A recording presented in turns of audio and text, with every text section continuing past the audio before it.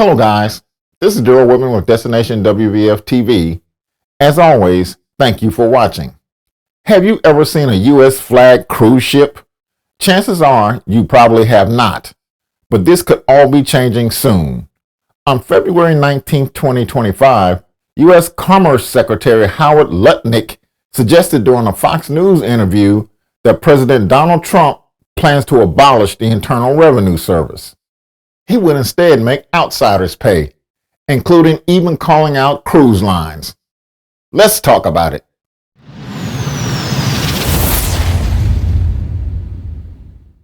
You ever see a cruise ship with an American flag on the back? Lutnick pointed out. Common flag etiquette is to fly the flag of every country a cruise ship visits, but most do not fly the American flag since it comes with a high cost. Typically, a ship's flag of convenience, which is where the ship is registered, is in a country with better laws and lower taxes than the U.S. Also, crew members on U.S. flag vessels have to pay U.S. federal taxes. Plus, there are strict requirements stating that the majority of the staff must be U.S. citizens.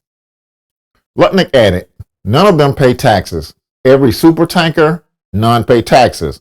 All foreign alcohol, no taxes. This is going to end under Donald Trump. In the wake of this comment, cruise stocks took quite the hit as the market opened Thursday, February 20th. Carnival Cruise Line stock took the smallest hit throughout the day, dropping only about 5%. Royal Caribbean dropped almost 9.3% early on, but ended the day down 7%. Norwegian Cruise Line and Viking Cruises were also both affected, both dropping as much as 7%. Most experts are saying that there has been a massive overreaction to the comment made by Lutnick, so much so that they would advise it as a good buying opportunity for investors.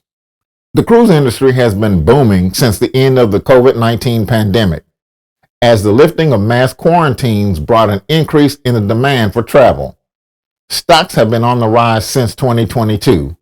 Royal Caribbean's up almost 400%, and Carnival Cruise Lines up 205%. These cruise lines have headquarters in Florida, but are also incorporated in other countries such as Liberia and Panama, allowing them to be exempt from paying taxes on U.S.-sourced income.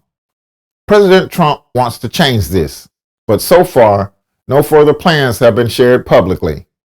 There are many options for cruise lines moving forward to remain unaffected by the suggested tax increase.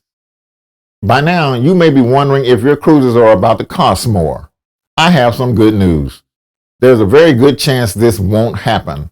A team of analysts led by leisure industry expert Steve Wazinski shared some reassuring information, citing that it is about the 10th time in the past 15 years a politician talked about changing the tax structure in the cruise industry. They also noted that every time it had been talked about, it had never made it very far. Most business conducted on cruise ship happens in international waters, making it nearly impossible for any country to truly target the cruise lines directly. When new taxes are imposed by countries, the cost usually falls on the passenger. Surprise, surprise, surprise. So that means that any passenger on a U.S. flagged cruise ship, including U.S. citizens, would actually have to pay more for their cruise fare. Talk about a lose-lose situation. Currently, the only cruise ship that is U.S. flagged and registered in the country is Pride of America, operated by Norwegian Cruise Line and sails out of Hawaii. There are also various smaller lines that cater to lakes and rivers across the U.S. Cruise lines actually pay a significant amount of taxes and fees in the U.S., nearly $2.5 billion annually, which is about 65% of the total taxes that cruise lines pay worldwide. The question remains on why the U.S. government would make a comment that could drive the industry away, as cruise lines can move their headquarters and take jobs elsewhere if necessary.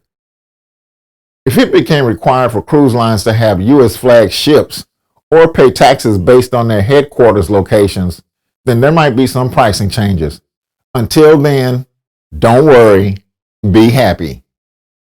Thank you again for watching. Please consider subscribing with us before you go. We'd love to have you as part of our growing community. When subscribing, remember to hit that notification bell too. Well, thank you again. Goodbye, and God bless. This is Gerald Whitman. Thank you for watching.